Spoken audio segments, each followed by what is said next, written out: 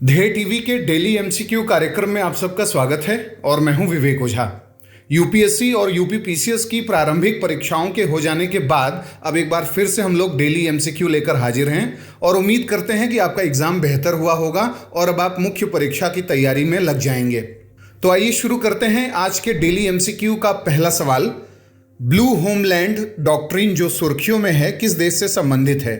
आपके ऑप्शंस हैं ए Bharat, B Fiji, सी Turkey या फिर डी वियतनाम।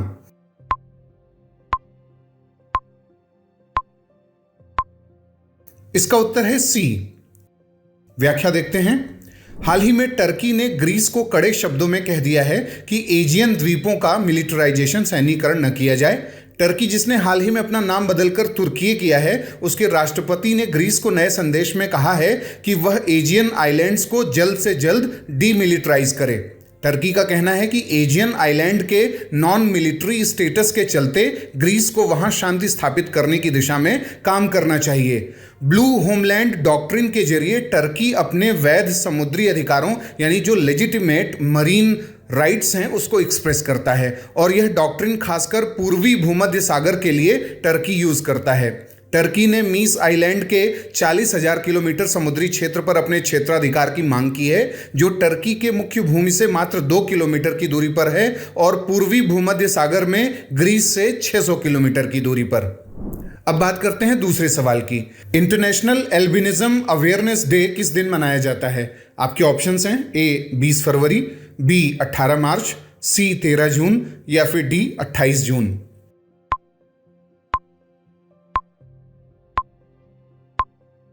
इसका उत्तर है सी।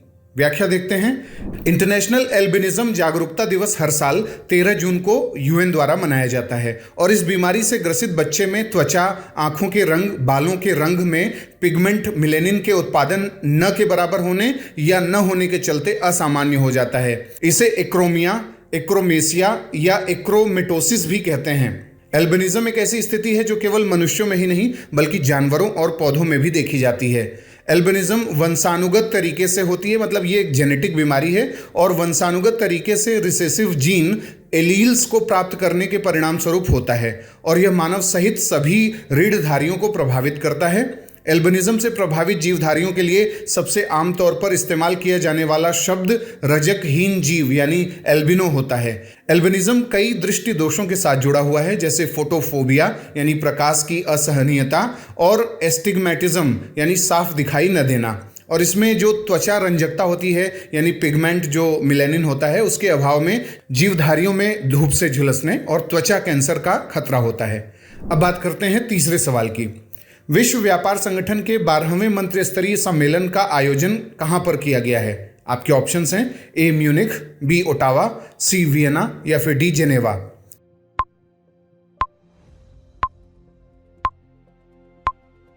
इसका उत्तर है डी। व्याख्या देखते हैं। केंद्रीय वाणिज्य और उद्योग, उपभोक्ता मामले, खाद्य और सार्वजनिक वितरण और कपड़ा मंत्री पीयूष गोयल ने हाल ही में जिनेवा में विश्व व्यापार संगठन के 12वें मंत्रिस्तरीय सम्मेलन में भारत का प्रतिनिधित्व करते हुए स्पष्ट रूप से अपना पक्ष रखा और इसमें असमान WTO सुधार प्रस्ताव, कोविड टीकाकरण में वैश्विक असमानता और खाद्यान्न की सार्वजनिक स्टॉक होल्डिंग पर चिंता जताने के साथ साथ विकासशील देशों के लिए S&TT प्रावधानों को बनाए रखने की आवश्यकता पर बल दिया। उन्होंने कहा कि महामारी के दौरान भारत ने अकेले लगभग 50 बिलियन अमेरिकी डॉलर की लागत से 800 मिलियन भारतीयों को 100 मिलियन टन खाद्यान्न निःशुल्क में वितरित किया है और यह हमारे राष्ट्रीय खाद्य सुरक्षा कार्यक्रम के एक हिस्से के रूप में वितरित खाद्यान्न से अधिक था और इसके माध्यम से यह सुनिश्चित किया गया कि कोई भी भूखा न सोए।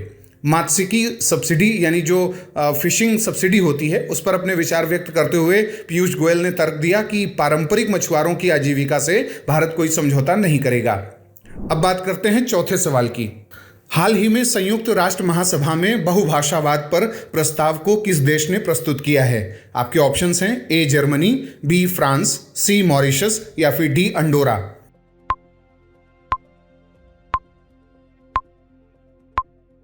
इसका उत्तर है डी।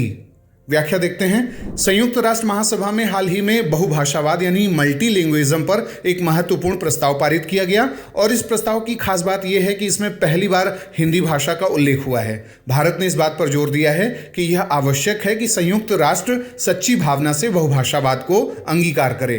अंडोरा की तरफ से 193 सदस्यीय संयुक्त राष्ट्र महासभा में प्रस्ताव प्रस्तुत किया गया, जिसका भारत समेत 80 से अधिक देशों ने अनुमोदन किया। गौरतलब है कि भारत ने अभी कुछ ही समय पहले यूएन में हिंदी भाषा के प्रयोग को बढ़ावा देने के लिए 8 लाख अमेरिकी डॉलर का योगदान भी किया था। अब बात करते हैं आज के 5वें और अंतिम सवाल की। गाय भेड़ों के डकारने यानी बर्फ पर किसानों के टैक्स देने संबंधी कानून किस देश ने बनाया है? आपके ऑप्शंस हैं A Australia, B New Zealand, C Netherland या फिर डी डेनमार्क।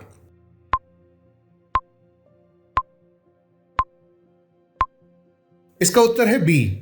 व्याख्या देखते हैं। इंसानों की कई गतिविधियों से पर्यावरण को नुकसान पहुंचता है।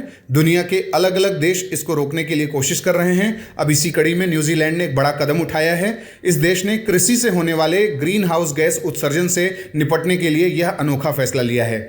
इस ड्राफ्ट लॉ के मुताबिक न्यूजीलैंड के किसानों की भेड़ या गाय डकारती है तो हर बार पैसे वसूले जाएंगे। पर्यावरण मंत्रालय के मुताबिक अगर यह कानून का मसौदा अस्तित्व में आ जाता है तो न्यूजीलैंड दुनिया का पहला देश होगा जहां किसानों से उनके पशुओं के उत्सर्जन के लिए पैसे लिए जाएंगे।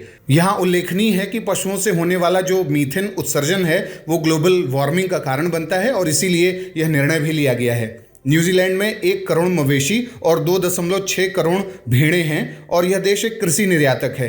यहाँ पर जो ग्रीन हाउस गैस उत्सर्जन होता है उसका करीब आधा कृषि से होता है और इसमें से मुख्य रूप से मीथेन शामिल है और इसीलिए यह निर्णय लिया गया है। तो ये था आज का हमारा डेली एमसीक्यू कार्यक्रम।